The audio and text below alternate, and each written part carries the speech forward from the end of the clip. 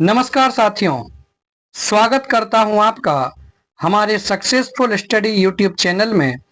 और संस्कृत के competition exam की तैयारी के लिए हम बहुत अच्छे प्रश्न को लेकर के आप सभी के सामने आए हैं, जिसमें हम प्रतिदिन 30-30 प्रश्नों का अभ्यास कर रहे हैं। पिछली 4 कक्षाएं अपनी हो चुकी हैं, 120 प्रश्नों का अभ्यास अपन कर चुके हैं और आज 121 से लेकर के 150 नंबर के प्रश्न का अभ्यास हमें करना है। बहुत महत्वपूर्ण प्रश्न है। उम्मीद है कि जो भी विद्यार्थी हमसे शुरुआत से जुड़ेंगे वो बहुत कुछ सीख करके जाएंगे।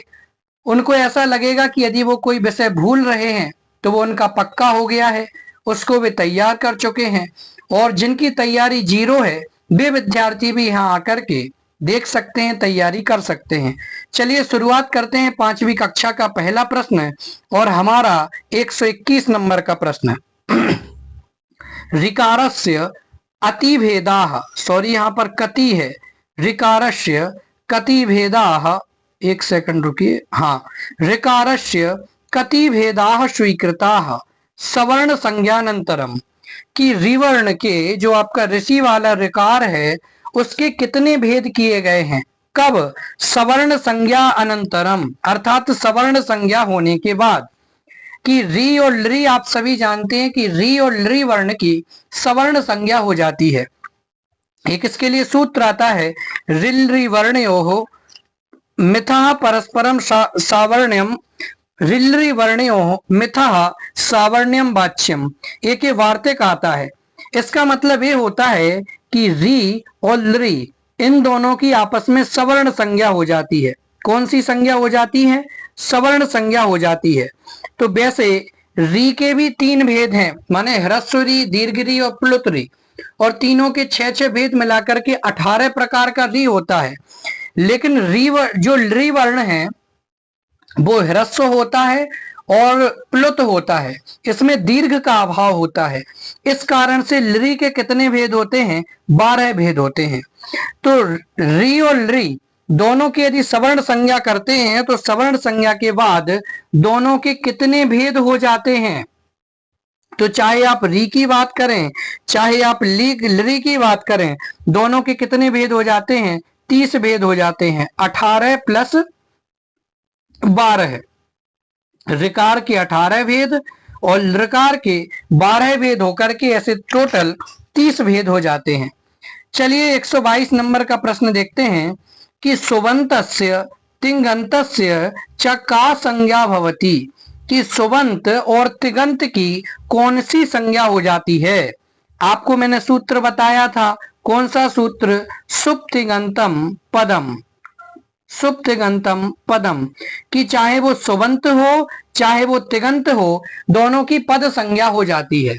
और इसमें ही हमने प्रश्नोत्तरी में एक प्रश्न पढ़ा था कि पद होने के लिए क्या आवश्यक है? सुबंत होना आवश्यक है, तिगंत होना आवश्यक है, दोनों होना आवश्यक है, या फिर दोनों में से कोई एक होना आवश्यक है?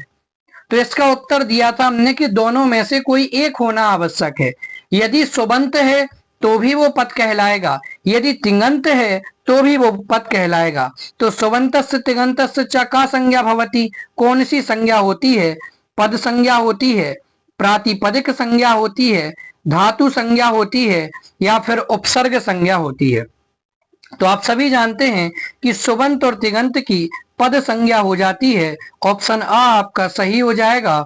और यदि एक इस प्रकार का भी प्रश्न पूछा था, आपको दे दिया था सुप्तिगंतम खाली स्थान, तो वहां पर आपका उत्तर था पदम। ऐसे यदि आपसे पूछ लिया जाए खाली स्थान पदम, तो वहां पर आपका उत्तर होगा सुप्तिगंतम। एक प्रश्न के साथ 3 प्रश्न तैयार, और किस तरीके का प्रश्न पूछा जा सकता है वो भी आपको बता दिया। चलिए 123 नंबर का प्रश्न देखते हैं कि प्रादयः क्रिया योगे भवन्ति, प्रादयः क्रिया योगे भवन्ति, कि प्रा आदि जो उपसर्ग होते हैं जिन्हें प्रादि कहा जाता है, वे क्रिया के योग में क्या कहलाते हैं? वे क्रिया के योग में क्या हो जाते हैं? ऑप्शन आ निपाताः अर्थात निपात, ऑप्शन ब उपसर्गाः अर्थात उपसर्ग, ऑप्शन सा प्रातिपदिकानि अर्थात प्रातिपदिक, और ऑप्शन द अव्ययानी अर्थात अव्यय। जो प्रादि हैं वे क्रिया के योग में क्या हो जाते हैं? तो देखिए जो प्रा आदि हैं वो क्रिया के योग में क्या कहलाते हैं, जो क्रिया के योग में उपसर्ग बन जाते हैं, ठीक है ना। उपसर्गाः क्रिया योगे, उपसर्गाः क्रिया योगे, अर्थात ये जो प्रादि हैं इनके साथ यदि क्रिया का योग होता है तो ये उपसर्ग बन जाते हैं, ठीक है ना। तो इसलिए इसका ऑप्शन उत्तर हो जाएगा उपसर्ग। वही निपात की बात कब थी कि द्रव्य से भिन्न अर्थ वाले जो प्रापरा आदि होते हैं इनको निपात कहा जाता है। प्रारह सूत्र था, वो आप याद रखेंगे। चलिए 124 नंबर का प्रश्न देखते हैं कि अनुनासिक अननुनासिक भेदाभ्याम द्विधा वर्णः न। आप सभी जानते हैं कि वर्ण के अनुनासिक और अननुनासिक इस प्रकार से दो दो भेद होते हैं, ठीक है ना। यहाँ आपको अंतस्थ वर्ण दिए 4, देखिए या भी अंतस्थ वर्ण है, वह भी अंतस्थ वर्ण है, र भी अंतस्थ वर्ण है और ला भी अंतस्थ वर्ण है। तो अनुनासिक और अननुनासिक के भेद से दो प्रकार किसके नहीं है, दो प्रकार का वर्ण कौन नहीं है। तो देखिए जो या है वो भी अनुनासिक और अननुनासिक के भेद से दो प्रकार का है। जो वह है वो भी दो प्रकार का है, ठीक है ना। जो र है वो दो प्रकार का नहीं है और जो ल है वो भी दो प्रकार का है। तो अनुनासिक और अननुनासिक किस अंतस्थ वर्ण के भेद नहीं होते हैं, तो जो र वर्ण है उसके अनुनासिक और अननुनासिक इस प्रकार से भेद नहीं बनते हैं। इस कारण से आपका ऑप्शन सही हो जाएगा। चलिए 125 नंबर का प्रश्न देखते हैं, उच्चारण स्थान से संबंधित प्रश्न है। प्रश्न क्या है कि वकारस्य उच्चारण स्थानम अस्ति, कि वकार का उच्चारण स्थान क्या है। अब ये वकार अर्थात जो आप पढ़ते हैं वा वनमाली का, इसका उच्चारण स्थान क्या है। ऑप्शन आ दंताः अर्थात दंत से, ओष्ठौ दंतोष्ठम या फिर कंठः।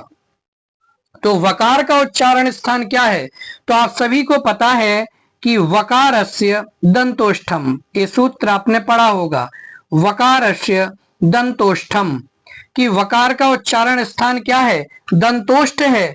अर्थात आपको मैंने बताया था कि 10 वर्ण ऐसे हैं जिनके दो दो उच्चारण स्थान होते हैं, जिनमें से प्रत्येक वर्ग का पंचम वर्ण और इसके अलावा 5 वर्ण और ऐसे बताए थे जिनके 10 माने जिनके दो दो उच्चारण स्थान होते हैं। तो वकार का उच्चारण स्थान क्या है, दंतोष्ठ है, इसलिए ऑप्शन स आपका सही होगा, है ना। तो वकार का दंतोष्ठ है और ए भी, इसके भी दो उच्चारण स्थान है। चलिए आगे बढ़ते हैं। 126 नंबर का प्रश्न है आपके सामने कि यत्नाः सन्ति, यत्न के कितने भेद होते हैं। ऑप्शन आ 5 और 6, ऑप्शन ब 4 12, ऑप्शन स 5 12 और ऑप्शन द 4 11। तो मैंने आपको बताया था कि जो यत्न होते हैं उनके दो भेद होते हैं। कौन कौन से, आभ्यंतर यत्न और बाह्य यत्न। कौन कौन से, आभ्यंतर यत्न और बाह्य यत्न। अब इनमें से जो आभ्यंतर यत्न है वो 5 प्रकार का है। कितने प्रकार का है, 5 प्रकार का है। और जो बाह्य यत्न है वो कितने प्रकार का है, 11 प्रकार का है। लेकिन आभ्यंतर यत्न के भी जो ये 5 भेद आपको बताए जाते हैं ये लघु सिद्धांत कौमुदी के अनुसार हैं। और यदि वैयाकरण सिद्धांत कौमुदी के अनुसार पूछ लिया जाए तो वैयाकरण सिद्धांत कौमुदी के अनुसार इसके कितने भेद हो जाते हैं, 4 भेद हो जाते हैं। तो देखिए आभ्यंतर प्रयत्न के 4 भेद माने तो उस हिसाब से तो ये भी ठीक है 4 और ये भी ठीक है। लेकिन बाह्य यत्न 11 होते हैं। कितने होते हैं, बाह्य यत्न 11 होते हैं। तो देखिए पहले अभ्यंतर प्रयत्न आता है, तो यहाँ देखिए अभ्यंतर प्रयत्न में 4 और बाह्य यत्न के 11 भेद, इसलिए ऑप्शन द आपका सही हो जाएगा। बहुत अच्छा प्रश्न था। आगे बढ़ते हैं। 127 नंबर का प्रश्न देखते हैं कि व्याकरणे कति प्रत्याहारो स्वीकृता, व्याकरणे कति प्रत्याहारा स्वीकृता, ठीक है ना, प्रत्याहारा है। व्याकरण में कितने प्रत्याहार स्वीकृत किए गए हैं, 44 प्रत्याहार, 84 प्रत्याहार, 11 प्रत्याहार या फिर 25 प्रत्याहार। व्याकरण में कितने प्रत्याहार स्वीकृत किए गए हैं, तो देखिए व्याकरण में 44 प्रत्याहार सामान्य रूप से अभी स्वीकृत किए जाते हैं। इसलिए ऑप्शन सा आपका एकदम सही होगा। अब इनकी भी एक प्रक्रिया है कि पहले 41 प्रत्याहार, 42 प्रत्याहार, 43 प्रत्याहार और अंत में जाकर के वार्तिक कार्तिक सब मिलाकर के 44 प्रत्याहारों को स्वीकृत किया गया है। चलिए आगे बढ़ते हैं। 128 नंबर का प्रश्न देखते हैं। संस्कृत भाषायाम वर्णाः सन्ति। संस्कृत भाषा में वर्ण हैं। संस्कृत भाषा में कितने वर्ण हैं? ऑप्शन आ 9 और 34। यहाँ जो पहले दिया गया है वो स्वर है और कोमा के बाद जो वर्ण दिए गए हैं वो व्यंजनों की संख्या है। तो 9 स्वर 34 व्यंजन, 9 स्वर 32 व्यंजन, 10 स्वर 33 व्यंजन, 9 स्वर 33 व्यंजन। तो आप सभी को पता है, मैंने आपको बताया था कि जो वर्णमाला है उसके हिसाब से, ठीक है ना, जो माहेश्वर सूत्र हैं उसके हिसाब से 9 स्वर हमें प्राप्त होते हैं और जबकि जो है वो 33, ठीक है ना, कितने 33 व्यंजन प्राप्त होते हैं। गिन लीजिए, आप लगा करके देख लीजिए, अपने पास समय नहीं है।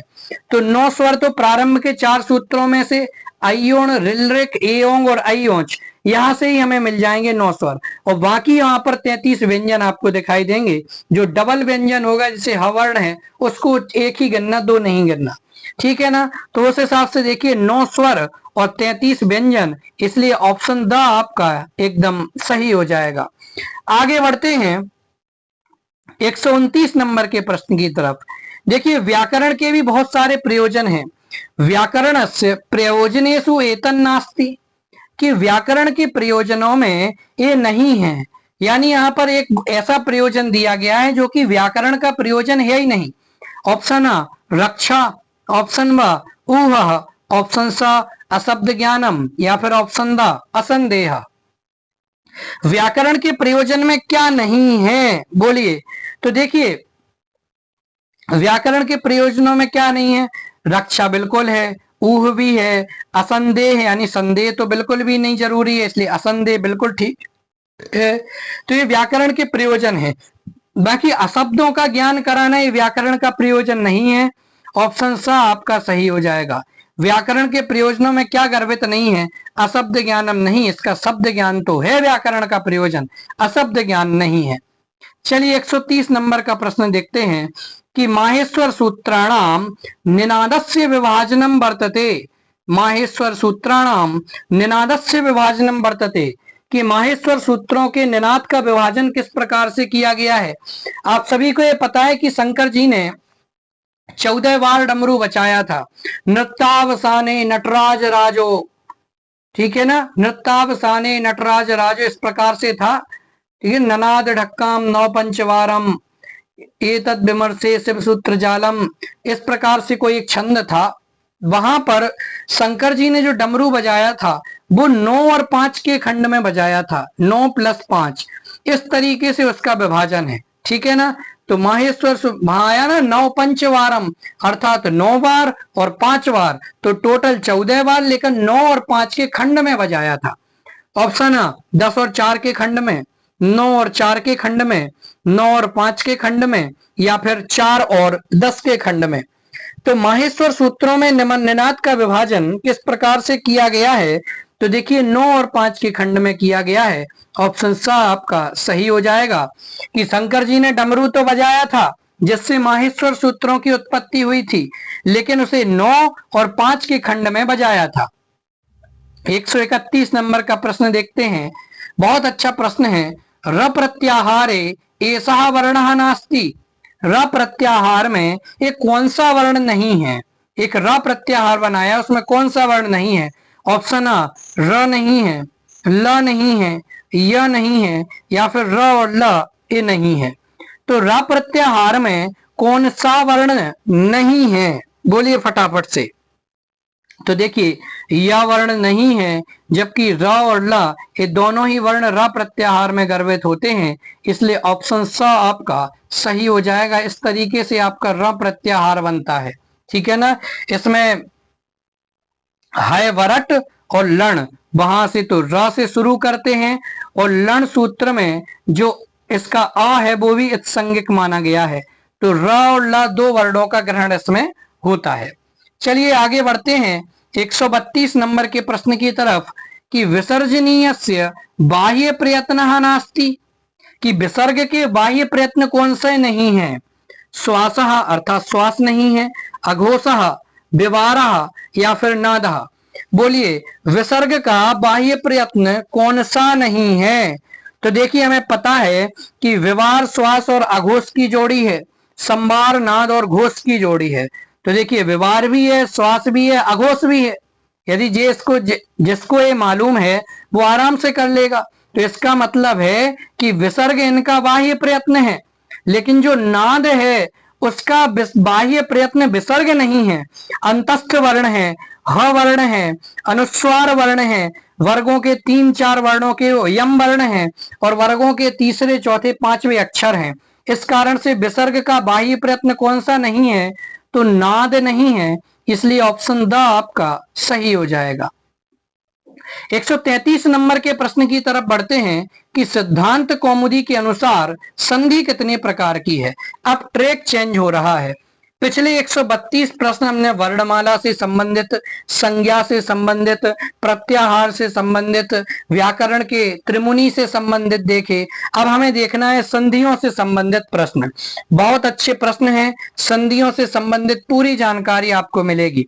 सिद्धांत कौमुदी के अनुसार संधि कितने प्रकार की है। बोलिए ऑप्शन आ 3 प्रकार की है, 5 प्रकार की है, 4 प्रकार की है या फिर 6 प्रकार की है।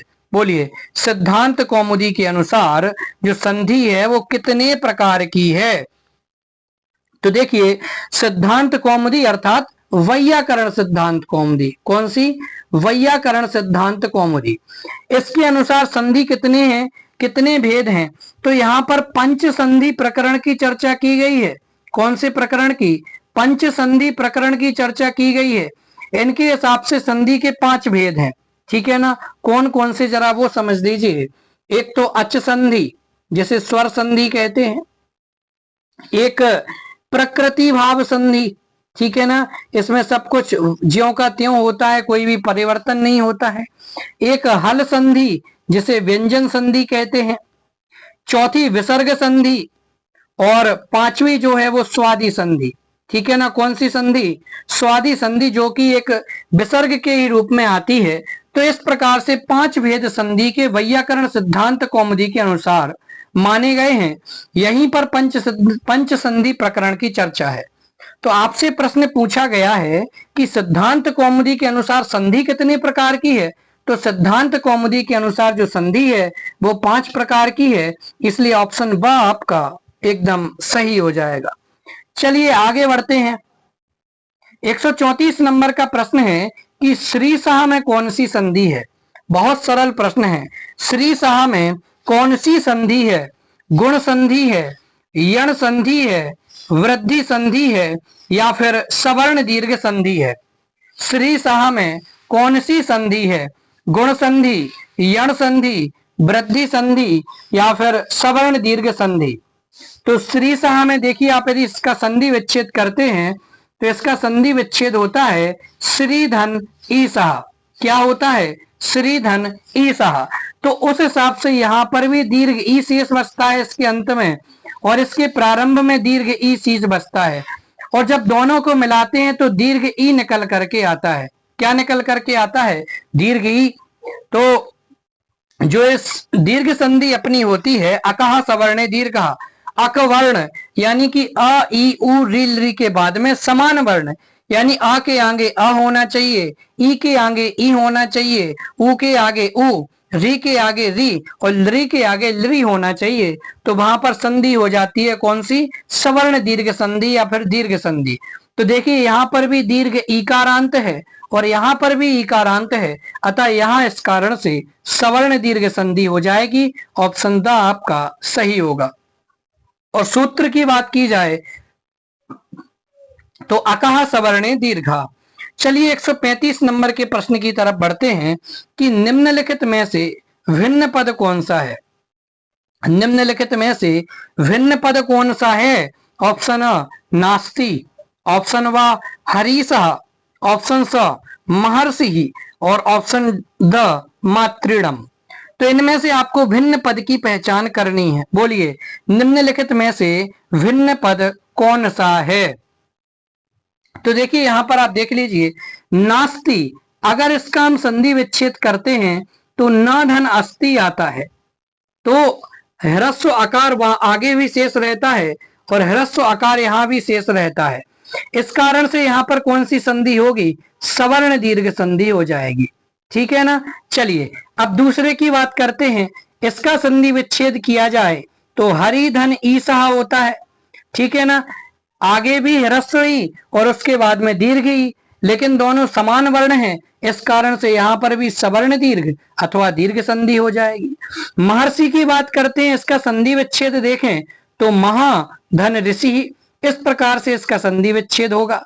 तो अ है और उसके बाद री है, तो यहां पर गुण संधि होगी।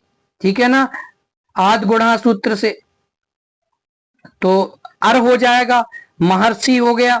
और मातृणम का संधि विच्छेद करेंगे तो मातृ धन ऋणम हो जाएगा यहां पर, इस कारण से मातृणम बनेगा, तो ए भी दीर्घ संधि होगी। ठीक है ना। तो देखिए नास्ति भी दीर्घ संधि है, हरिसह भी दीर्घ संधि है, मातृणम भी दीर्घ संधि है, लेकिन जो महर्षि है वो गुण संधि का भेद माने गुण संधि का उदाहरण है। इस कारण से आपका ऑप्शन स सही होगा कि इन चारों में से महर्षि शब्द एक भिन्न पद है। ठीक है ना। एक के साथ आपने 4 प्रश्नों की तैयारी कर ली। आगे बढ़ते हैं, कक्षा अच्छी लगे तो जरूर जुड़े। 136 नंबर का प्रश्न, सर्वधन ऐक्यम, इसमें संधि युक्त पद होगा। सर्वधन ऐक्यम, इसमें संधि युक्त पद क्या होगा? ऑप्शन आ सर्वैक्यम, ऑप्शन व सर्वैक्यम, ऑप्शन स सर्वैक्यम, या फिर ऑप्शन द सर्व ऐक्यम। तो सर्व ऐक्यम, इसमें देखिए ह्रस्व आ के बाद में आई आ रहा है। ठीक है ना। और वृद्धि रेची, वृद्धि रेची सूत्र के का माध्यम से यदि आकार के बाद में ए आई ओ औ आए तो वहां पर ए या आई के स्थान पर आई हो जाएगा और ओ या औ के स्थान पर औ हो जाएगा। तो सर्वधन ऐक्यम जब ये दोनों मिलेंगे तो सर्वैक्यम तो बनेगा नहीं, सर्वैक्यम ई तो होगा नहीं और बिना संधि के होगा नहीं, बचा सर्वैक्यम, आई हो गया ना, तो सर्वैक्यम। इस प्रकार से आपका ऑप्शन ब एकदम सही हो जाएगा। चलिए आगे बढ़ते हैं। 137 नंबर का प्रश्न देखते हैं अब कि पृष्ठधन ऊह, कौन सा? पृष्ठधन ऊह, बहुत अच्छा उदाहरण है। पृष्ठधन ऊह, यहां पर कौन सी संधि होगी? वृद्धि संधि होगी, गुण संधि होगी, यण संधि होगी, या फिर ष्टुत्व संधि होगी? पृष्ठधन ऊह, इसमें कौन सी संधि हो जाएगी? तो देखिए वृद्धि संधि के उदाहरण के अंतर्गत ही एक सप्तविषयी वृद्धि की चर्चा और आती है। इस सप्तविषयी वृद्धि में दूसरी संधियों का खंडन करके, जैसे गुण संधि का खंडन करके वृद्धि कर दी जाती है। तो पृष्ठौहा, ये भी एक उसी प्रकार का ही उदाहरण है, जिसमें ऊह का एक सूत्र आता है, एत्ते धत्युत्सु। कौन सा सूत्र आता है? एत्ते धत्युत्सु। इस सूत्र के माध्यम से क्या होता है? इस सूत्र के माध्यम से यदि किसी भी किसी उपसर्ग के आगे एति शब्द आए, ए धति शब्द आए, ठीक है ना, और किसी वर्ण के आगे अवर्ण के आगे ऊह शब्द आए, ठीक है ना, तो वहां पर गुण संधि का निषेध होकर के वृद्धि संधि हो जाती है। ठीक है ना। जैसे तो पृष्ठधन ऊहा, यहां बनना क्या चाहिए था? गुण संधि होकर के पृष्ठोहा। जिसने उदाहरण और सूत्र नहीं पढ़ा होगा उसे तो ख्याल में नहीं आएगा, वो गलत करके आएगा, पृष्ठोहा करके आएगा। तो यहां पर पृष्ठोहा संधि नहीं होगी, एत्ते धत्युत्सु सूत्र लगेगा और बनेगा आपका क्या? पृष्ठौहा। क्या बनेगा? पृष्ठौहा बनेगा और आपकी संधि हो जाएगी वृद्धि संधि। ऑप्शन आ आपका सही हो जाएगा। 138 नंबर का प्रश्न देखते हैं, महतिहा का संधि विच्छेद होगा। महतिहा का संधि विच्छेद क्या होगा? तो देखिए महतिहा का संधि विच्छेद, ऑप्शन आ महति धन इहा, ऑप्शन वा महति धन इहा, ऑप्शन सा महति धन इहा और ऑप्शन द महति धन इहा। महती हा का संधि विच्छेद क्या होगा? तो देखिए महती हा का जो संधि विच्छेद होगा वो ऑप्शन द आपका सही होगा, महती धन ईहा। इस प्रकार से आपका ऑप्शन द सही हो जाएगा। और यहाँ पर जो संधि होगी वो कौन सी संधि होगी? सवर्ण दीर्घ संधि। कौन सी संधि होगी? सवर्ण दीर्घ संधि यहाँ पर हो जाएगी। 139वां प्रश्न देखते हैं, सदैव में कौन सी संधि होगी? सदैव में कौन सी संधि होगी? तो देखिए वृद्धि संधि होगी, गुण संधि होगी, अयादि संधि होगी या फिर जस्त संधि होगी। तो देखिए सदैव को यदि अपन तोड़ते हैं तो इसका संधि विच्छेद क्या होगा? सदा धन एव होगा। पूरा मैं आपको तोड़ फोड़ के बता रहा हूं। अब यहाँ पर दीर्घ आ शेष बचा और यहाँ पर ए शेष बचा, और वृद्धि संधि के हिसाब से यदि अवर्ण के बाद में ए या आई और ओ या औ आए तो आई हो जाता है, तो सदा धन एव को क्या बन जाएगा? सदैव बन जाएगा। अतः यहाँ पर कौन सी संधि होगी? वृद्धि संधि होगी। ऑप्शन अ आपका सही हो जाएगा। 140 नंबर का प्रश्न देखते हैं कि लृधन लृकारः, लृधन लृकारः का संधि युक्त पद क्या होगा? ऑप्शन अ लृकारः, ऑप्शन व लृकारः, ऑप्शन सा अभी इसको देख लीजिए ललृकारः और ऑप्शन द लाकारः। तो क्या बनेगा इसका संधि युक्त पद? तो देखिए मैंने आपको बताया था कि जो लृ वर्ण है इसका ह्रस्व तो होता है और इसका प्लुत भी होता है, लेकिन इसका जो दीर्घ रूप है वो नहीं होता है। तो लृ और लृ मिलकर के कोई सोचे संधि तो दीर्घ संधि होगी बिल्कुल, लेकिन कोई सोचे कि लृकारा बड़ी लृ कर दें तो वो नहीं होगा, ये गलत हो जाएगा।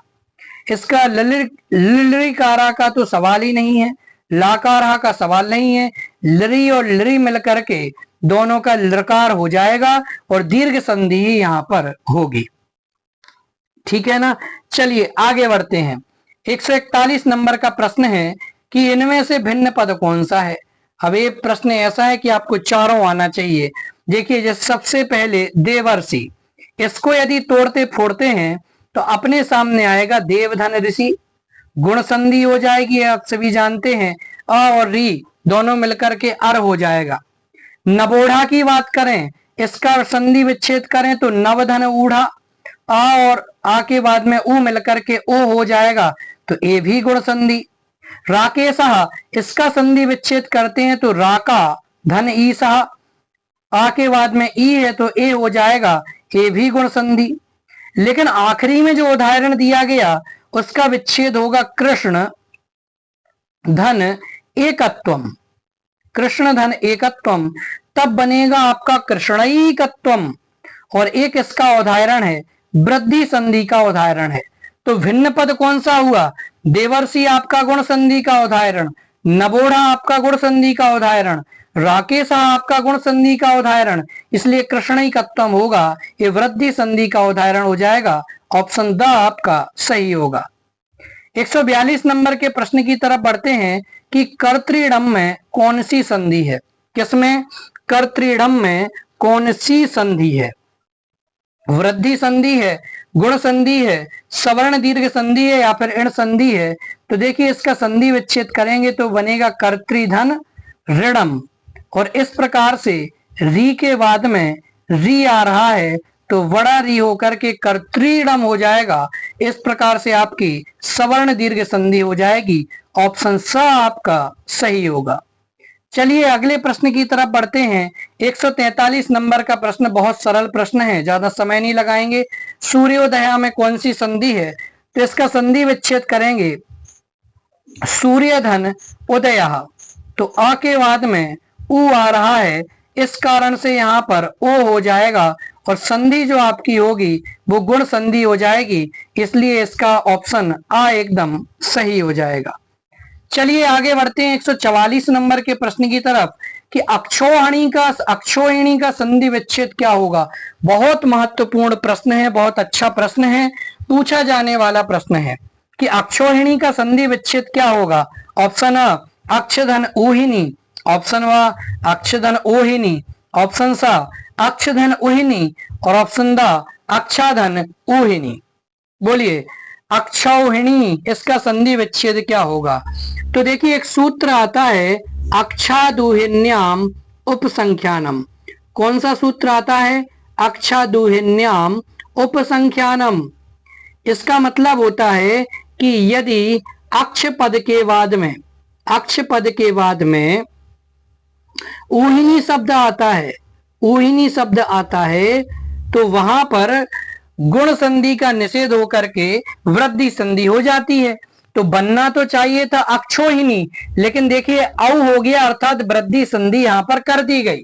तो एक किस सूत्र से हुई? अक्षादुहिन्याम उपसंख्यानम। ये सूत्र से यहां पर गुण का निषेध होकर के वृद्धि हो जाती है। और इसके संधि विच्छेद की बात करें तो आई गया अक्षधन ऊहिनी, तो पहले नंबर पर आपको मिल गया। लेकिन हाँ, आपसे अक्षधन ऊहिनी का पूरा संधि पद पूछेंगे तो अक्षौहिणी आएगा, और संधि विच्छेद पूछेंगे तो अक्षधन ऊहिनी आएगा, क्योंकि विच्छेद में यहाँ पर णत्व हो जाएगा। ये आपको ध्यान रखना है। चलिए 145वां प्रश्न देखते हैं।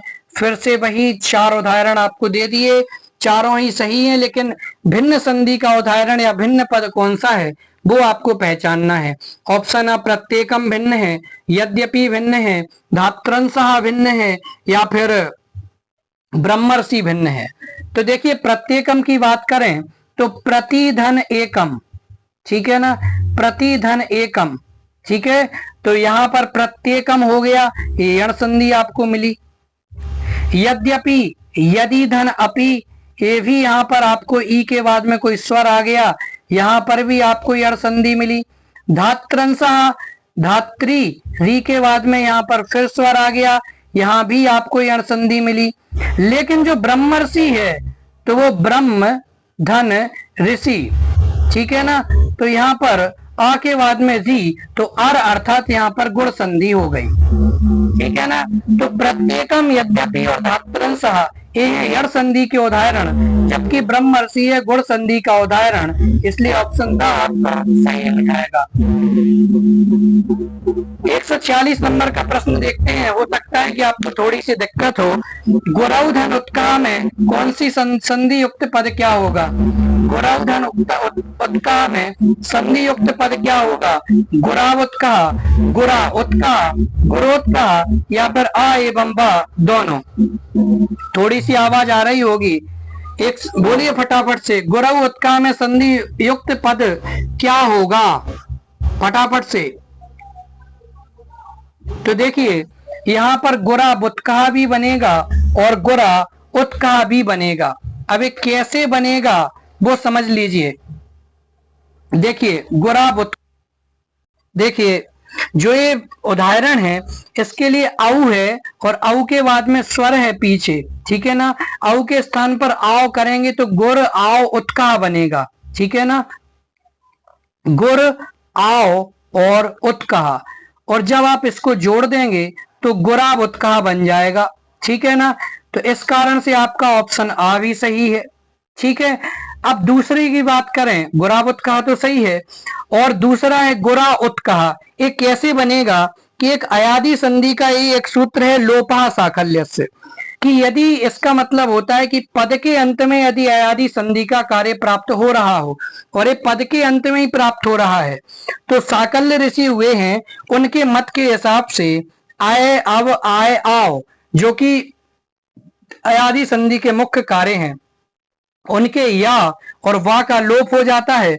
तो उस हिसाब से यदि आप देखेंगे तो गुर और आओ और उत्का, ठीक है ना। अब यदि इसके वा का लोप करेंगे, इसको जोड़ेंगे तो गुरा और उत्का इस प्रकार से बन जाएगा। लेकिन एक बार ये प्राप्त हो गया, असिद्ध कार्य है, इस कारण से यहाँ पर और कोई संधि नहीं हो सकती है, तो गुरा उत्का भी बनेगा। बहुत समझने वाला विषय, डिटेल वाला विषय है, फिर कभी बात करेंगे क्योंकि अभी अपना समय बहुत अधिक हो चुका है। तो गुरा बुत्का भी सही है, गुरा उत्का भी सही है, इसलिए ऑप्शन द आपका हो जाएगा आ एवं बा दोनों। 147 नंबर का प्रश्न है कि वट वृक्षा में कौन सी संधि है? वट वृक्षा में कौन सी संधि है? यण संधि है, अयादि संधि है, गुण संधि है, या फिर जस्त संधि है। वट वृक्षः में कौन सी संधि है? तो देखिए वट वृक्षः, वट वृक्षा में कौन सी संधि होगी? इसका जो देखिए विच्छेद होगा वो इस प्रकार से होगा, वटोधन वृक्षः, ठीक है ना। ओ है, उसके बाद में स्वर आ गया, अयादि संधि का कार्य है, तो ओ के स्थान पर आव करेंगे, ओ के स्थान पर अव करेंगे, ठीक है। तो वट वृक्षा इस प्रकार से आपका बनेगा, अयादि संधि का ही ये उदाहरण है। चलिए आगे बढ़ते हैं। इसका ही वट वृक्षा भी बनता है, वट वृक्षा भी बनता है, लेकिन अभी समय नहीं है। 148वां प्रश्न देखते हैं। प्रेजते में कौन सी संधि है? प्रेजते में कौन सी संधि है? वृद्धि संधि है, गुण संधि है, पररूप संधि है, या फिर पर सवर्ण संधि है? प्रेजते में कौन सी संधि है? वृद्धि संधि है, गुण संधि है, पररूप संधि है, या फिर पर सवर्ण संधि है? बोलिए, प्रेजते में कौन सी संधि है? तो देखिए एक सूत्र आता है, एंगी पर रूपम। कौन सा? एंगी पर रूपम। इसका मतलब क्या होता है कि जो उपसर्ग अवर्ण से अंत होने वाला हो, ठीक है ना, तो अवर्णांत उपसर्ग, ठीक है ना, अवर्णांत उपसर्ग के बाद यानी अ के बाद ए या ओ से प्रारंभ होने वाला धातु रूप कोई भी आ जाए, तो उसमें क्या होता है कि दोनों के स्थान पर पररूप यानी कि जो बाद वाला वर्ण है वो एक आदेश हो जाएगा। तो इसका जो देखिए प्रा है, एजते है, प्रा क्या है? प्रा अवर्णांत उपसर्ग है, ठीक है, और एजते ए से प्रारंभ होने वाला धातु रूप है। इस कारण से यहां पर पर रूप करेंगे, तो देखिए एक आदेश पर रूप यानी बाद वाले वर्ण के हिसाब से करना है, तो प्रेजते हो जाएगा, ठीक है ना, पर रूप संधि यहां पर हो जाएगी। ऑप्शन सा आपका सही होगा। 149 नंबर का प्रश्न है कि विष्णु धन अब, ये विसर्ग नहीं होगा यहाँ पर, विष्णु धन अब में कौन सी संधि है? अयादि संधि है, वृद्धि संधि है, पररूप संधि है, या फिर पूर्व रूप संधि है? विष्णु धन अब में कौन सी संधि है?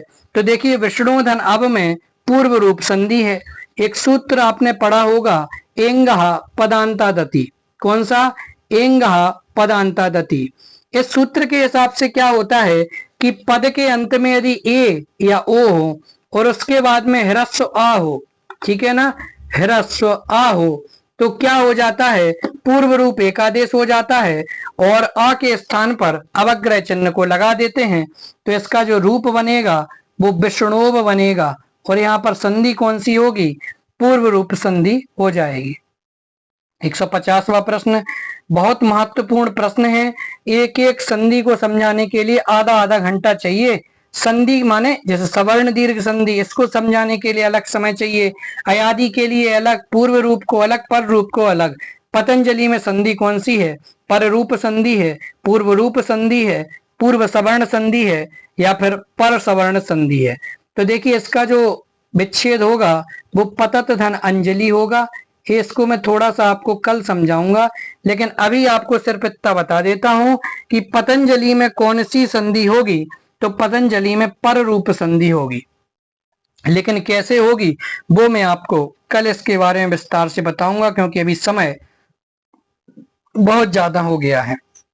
मिलते हैं, बाकी यदि क्लास अच्छी लगी हो तो आप जरूर हमारी क्लास के साथ जुड़ें। धन्यवाद। जय हिंद।